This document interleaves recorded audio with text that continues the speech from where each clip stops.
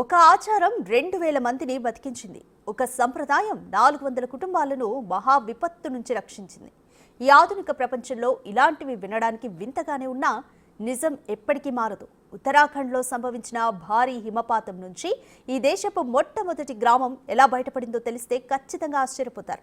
పూర్వీకులు చెప్పిన కొన్ని ఆచార సంప్రదాయాల్ని ఎందుకు పాటించాలని చెప్పడానికి ఇదే ఎవరెస్ట్ అంత ఎగ్జాంపుల్.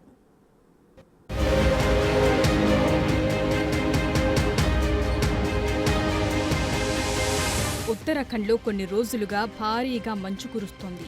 ఈ క్రమంలో బద్రీనాథ్ క్షేత్రానికి సమీపంలో భారీగా మంచు చర్యలు విరిగిపడ్డాయి. వాటిని తొలగించే క్రమంలోనే 55 మంది కార్మికులు మంచులో చిక్కుకుపోయారు. వారిలో 50 మందిని ఇండియన్ ఆర్మీ రక్షించింది. కొందరి పరిస్థితి విషమంగా ఉండడంతో జోషిమఠ్ ఆసుపత్రిలో చికిత్స పొందుతూ 4 ప్రాణాలు కోల్పోయారు. మరో 5గురిని కాపాడేందుకు సహాయ చర్యలు కొనసాగుతున్నాయి.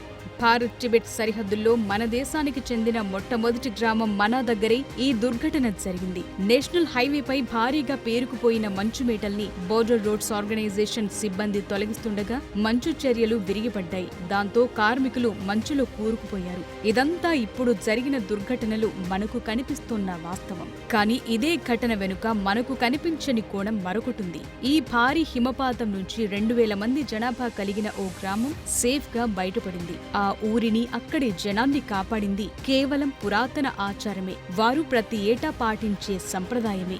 ఎవరు నమ్మినా నమ్మకపోయినా ఇదే వాస్తవం.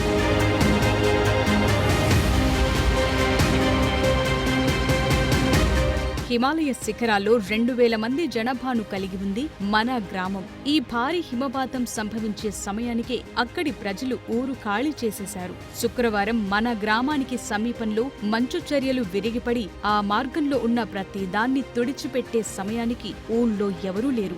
ఈ దుర్ఘటన గురించి తెలిసాక మన గ్రామ ప్రజలు తామెంతో అదృష్టవంతులమని, తమకు ఆ దేవుడి ఆశీస్సులు ఉన్నాయని చెప్తున్నారు. ముఖ్యంగా శతాబ్దాలుగా ఆచరిస్తోన్న వలస సంప్రదాయమే తమను కాపాడిందని బలంగా నమ్ముతున్నారు.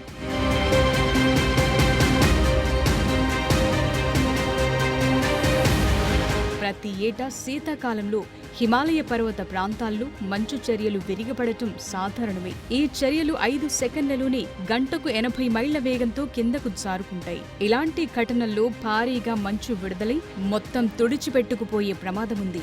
ఈ విధమైన పరిస్థితుల్లో మన ప్రజలకు ఎప్పుడు ఊరిని ఖాళీ చేయాలో చాలా కాలంగా తెలుసు. వాళ్లు గనుక ముందే దిగువ ప్రాంతాలకు మారకపోయినా తమ ఆచార సంప్రదాయాన్ని ఏమాత్రం నిర్లక్ష్యం చేసినా ఇప్పుడు పరిస్థితి వేరేలా ఉండేది.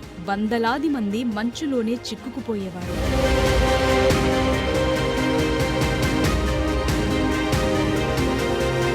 ప్రతి నవంబర్లో బద్రీనాథ్ ఆలయం తలుపులు మూసిన తరువాత మన గ్రామ ప్రజలంతా వలస వెళ్లటం మొదలు పెడతారు. కఠినమైన శీతాకాలం నుంచి తప్పించుకునేందుకు వారంతా తమ ఇళ్లు, జీవనోపాధిని వదిలేసి చమోలి జిల్లాలోని గోపేశ్వర్, జ్యోతిర్మఠ్, జింక్వాన్ లాంటి దిగువ ప్రాంతాలకు తరలి వెళ్తారు. మళ్లీ బద్రీనాథ్ ఆలయం తలుపులు తెరిచినప్పుడు మాత్రమే వారంతా తిరిగి మన గ్రామానికి చేరుకుంటారు. ఇప్పుడు సంభవించిన భారీ హిమపాతం కూడా మన గ్రామానికి కేవలం 500 మీటర్ల ఎత్తులోనే జరిగింది. అదృష్టవశాత్తు మన ప్రజలంతా తమ ఆచారాన్ని పాటించడం వల్ల అంతా ప్రాణాలతో బయటపడ్డారు.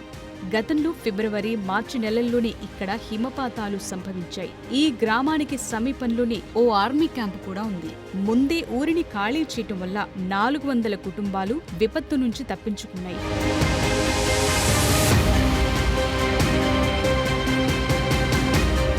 మన పూర్వీకులు, పెద్దలు ఏదైనా ఒక ఆచారాన్ని పాటిస్తూ వచ్చారంటే ఖచ్చితంగా దాని వెనుక ఏదో ఒక మంచి ఉండే ఉంటుంది. అది మనందరికీ మేలు చేసేదో, అప్పుడప్పుడు ఇలాంటి విపత్తుల నుంచి సేవ్ చేసేదో అయి ఉంటుంది. కానీ ఇప్పుడంతా మన ఆచారాల్ని, సంప్రదాయాల్ని సింపుల్ గా కొట్టిపారేస్తున్నారు.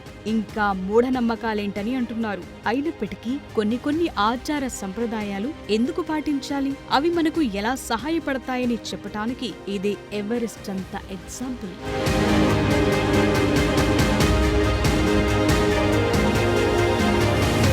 హిమాలయ పర్వత శ్రేణుల్లో నెలవైన ఈ మనా విలేజ్ ఘనమైన చరిత్ర, పురాణాలతో ముడిపడి ఉన్న ప్రాంతం. మహాభారతంలో ద్రౌపది సరస్వతి నదిని దాటేందుకు భీముడు పడగొట్టిన భీమశిల ఇక్కడే ఉంది. ఇక్కడే వ్యాస గుహ ఉంది. ఈ మనా గ్రామంలోనే వేదవ్యాసుడు మహాభారతాన్ని పఠించాడని, దాన్ని గణపతి లిఖించాడని పురాణాలు చెప్తున్నాయి. ఇక్కడి నుంచి పాండవులు స్వర్గరోహిణి అనే మార్గం ద్వారా స్వర్గానికి చేరుకున్నారని చెప్తారు. 1962 వరకు ఇండో టిబెటన్ మధ్య మన గ్రామం వాణిజ్య మార్గంగా ఉండేది. భారత్ నుంచి ధాన్యాలు, చక్కెర, వస్త్రాలను సప్లై చేసేవారు. టిబెట్ నుంచి రాక్ సాల్ట్, బోరాక్స్, ఉన్ని వచ్చేది. అయితే చైనాతో యుద్ధం తరువాత ఈ సరిహద్దును మూసేశారు. దాంతో వాణిజ్యం ఆగిపోయింది.